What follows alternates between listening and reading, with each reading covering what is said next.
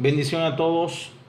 Hoy he querido tratar de explicar algo acerca de por qué se toman las letras hebreas, por qué tanta explicación de las letras hebreas y tratar de que todo el que escuche el audio video lo pueda entender.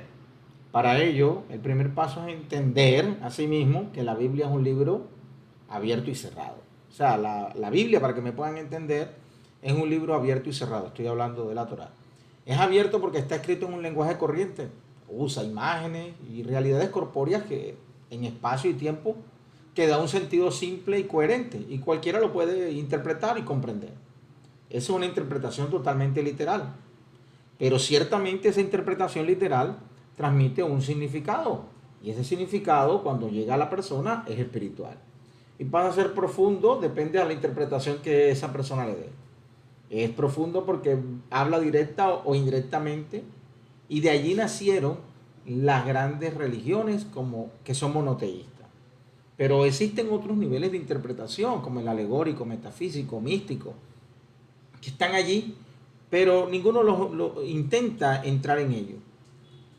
Solo cuando nos ceñimos al significado literal de las palabras y comenzamos a profundizar en ellas podemos entender algo.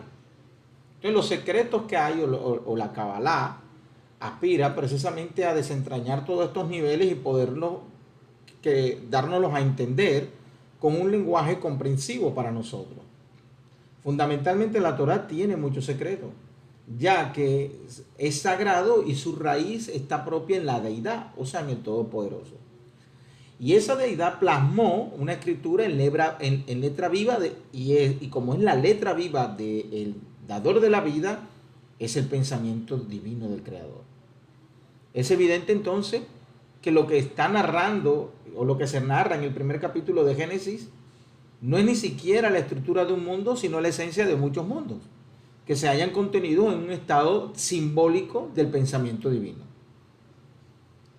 En este plano, que es un mundo oculto, de ocultación, donde todas las cosas tenemos que escarbarlas para encontrarlas, de mismo modo que la luz de la presencia divina no puede brillar directamente, tampoco las realidades trascendentes pueden aparecer tal como son, sino más bien se visten con ropas y sacan de historias corrientes un contenido moral y espiritual.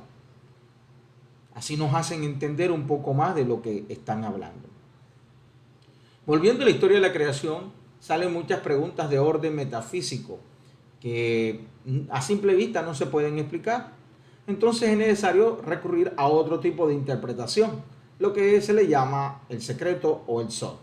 Para ello, los que estudiamos, utilizamos Sefer Yetzirah, nuestros sabios nos enseñaron, utilizamos el Zohar HaKadosh para entender, para tratar de entender. Yo sé que de pronto aquí van a salir muchos que por qué estoy leyendo o leemos otro tipo de libros si tenemos con la Torah suficiente. Ya vamos para allá. Porque, ¿cómo entiendo yo que Dios habló y fue hecho? Si Dios no tiene boca. Pero sí hubo resultado de él hablar unas palabras. Y a través de esas palabras tuvo lugar una creación.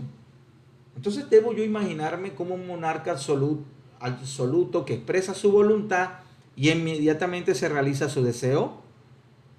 Pero ¿por quién y cómo? ¿Quién realizó ese deseo? Entonces nosotros tratamos de entender, todos los que estudiamos, o nuestros sabios nos enseñaron que no fue solamente así. Que habían ministros que ejecutaban su voluntad. Y también me hago una pregunta, o nos preguntamos sobre qué sustancia actúa la palabra de Dios, sobre el vacío, sobre una materia persistente. ¿En qué consiste pasar de nada a tener algo?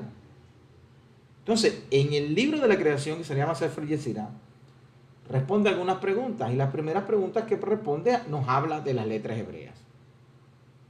Tenemos que analizar el pensamiento divino primero en números y letras, luego en nombres, empezando por el propio nombre del Eterno, que es una simbología fundamental, ya que las palabras, los nombres, son la esencia de las cosas y dan lugar a ellas. Por ejemplo, en Bereshit bara Elohim hashamayim haaretz, en principio creó Dios los cielos y la tierra. Entonces, ¿cómo interpretamos esto? Los cabalistas tratan de interpretar que el primer versículo de Génesis de la siguiente manera. Elohim, el nombre divino utilizado, no es sino un aspecto de la deidad manifestada, particularmente referido a una esencia y a una emanación. Pero para poder crear todo lo que veo, utilizó algo. ¿Qué utilizó? Las letras hebreas. ¿Por qué? Porque dentro del mismo libro, el mismo párrafo, está la primera letra del alefato hebreo, que es la Aleph, y la última letra del alefato hebreo, la Aleph y la Taf. Si contamos las letras que hay en el primer verso, son 22 letras. Entonces nos está haciendo referencia de que se usaron las letras hebreas para crear lo que no era, lo que no existía. Ellas utilizaron un ropaje materializado para que nosotros pudiéramos entender algo que era totalmente espiritual. Pero allí también a las 22 letras se le suman las 10 emanaciones del Eterno. ¿Por qué hubo 10 emanaciones? Porque el Eterno dijo 10 veces que se pasara algo. Dijo que haya la luz, que haya un firmamento por en medio de las aguas, que se acumulen las aguas, que produzca la tierra vegetación, que haya luceros, que se muevan las aguas y dentro de las aguas los animales vivientes, que produzca la tierra animales vivientes, hagamos al hombre, ser fecundos y que nos multipliquemos. Y que veamos que todo es para nosotros. Y que la tierra aporta una semilla. Entonces, de esas palabras que salieron, se toman las 10 emanaciones que se le llaman las 10 sefirot. Sumando las 10 sefirot con las 22 letras se dan 32 elementos. Esos 32 elementos son llamados los 32 senderos para poder conectar con Akadosh Baruj Hu. Pero para ello tenemos que entender la conexión con las letras. Estábamos diciendo que en el primer verso de Bereshit aparece la Aleph y la Taf. Esta palabra Aleph Taf, que desde el punto de vista gramatical es puramente indica el objeto directo, es interpretada como representando a todo el alfabeto. Quiere decir que inmersamente habían dos veces la Aleph y la Taf. Cuando dice Et Hashamayim Be'et Haaretz, nos está mostrando que la Aleph y la Taf hay un espacio que una Aleph y una Taf, o sea, la Aleph y la Taf están en el mundo superior y también hay la Aleph y la Taf de este mundo. Entonces nosotros estudiamos la Aleph y Taf, el alefato hebreo, en este mundo para poder conectar con el mundo superior. Por eso es que en este canal hablamos de las letras hebreas, hablamos de la gematría, de sus números, de la conexión, de la unión y de lo que quieren proceder y hacer con cada palabra que significa más de lo que significa. Este es un pequeño resumen de por qué nosotros en este canal tomamos las letras hebreas, leemos el Sefer Yetzirah y sacamos de allí los resúmenes para llevarlos a un pueblo que necesita la luz. Shalom.